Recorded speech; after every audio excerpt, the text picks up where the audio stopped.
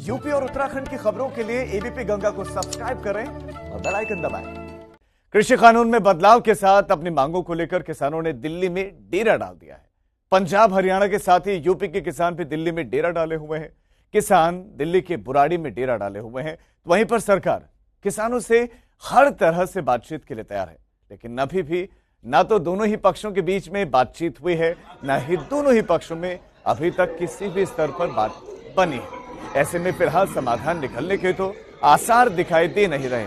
आज प्रधानमंत्री नरेंद्र मोदी ने मन की बात में कृषि कानूनों का, कृषि सुधारों का जिक्र जरूर किया और ये कैसे फायदेमंद हैं और कैसे पूर्व की सरकारों ने भी यही काम सोचा था कि वो करेंगे लेकिन कर नहीं पाए, और अब वही जिन्होंने सोचा था वो प्रोटेस्ट कर रहे हैं, किसानों को उकसा रहे हैं। किसान प्रदर्शन कर रहे हैं, कोई गोली मारने की बात करता है, कोई ट्रैक्टर चढ़ाने की कोशिश करता है।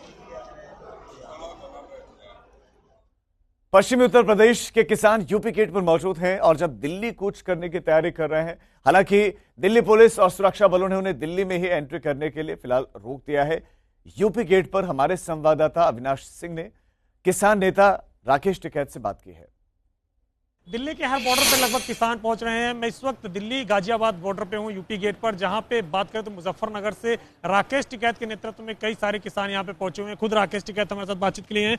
टिकैत जी, आप बताइए कि केंद्र सरकार कह रही है कि बातचीत के लिए आई है। कल अमित शाह जी ने भी कहा है कि बुराड़ी के मैदान में पहुंचे, फिर वहां से बातचीत के लिए आई है हमारे पास। क्यों बुराड़ी के मैदान पर कोई टीवी टावर लग रहा है कि वहां से ही बातचीत होगी?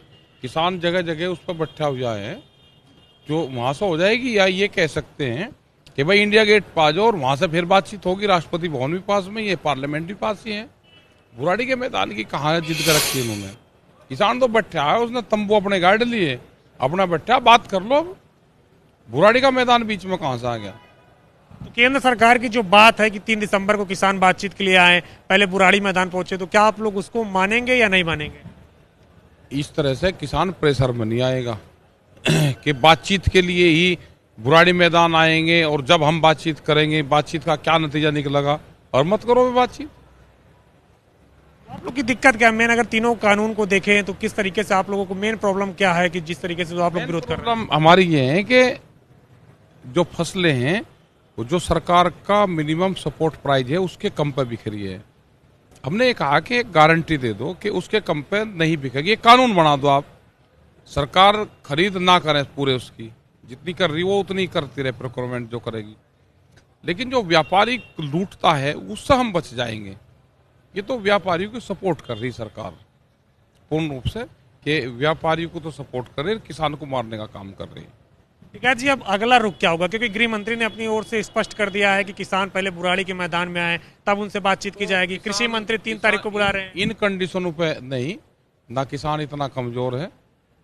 किसान अपनी खड़ी फसलों में आग लगा देगा, सरकार को एक दाना नहीं देने का। अगर सरकार प्रेशर में लेना चाहती हो और बेइज्जती करना चाहती हो तो किसान ऐसे नहीं आएगा कि हम बातचीत जब करेंगे जब किसान वहां पर आ जाएगा। किसान कोई गुलाम है किसी का? अरे बातचीत करनी, किसान बैठे हुए, उनसे बातचीत कर लो आप, क्या दिक्कत है? और जो पंजाब और हरियाणा निर्णय लेगा, जो महाराष्ट्र निर्णय लेगा, पूरा देश का किसान दिल्ली के चारों तरफ आएगा। आप इनको जेल भेज दो। तो ये किसानों के नेता राकेश टिकैत है, जिनका कहना है कि किसान एक ही रणनीति के तहत काम करेंगे।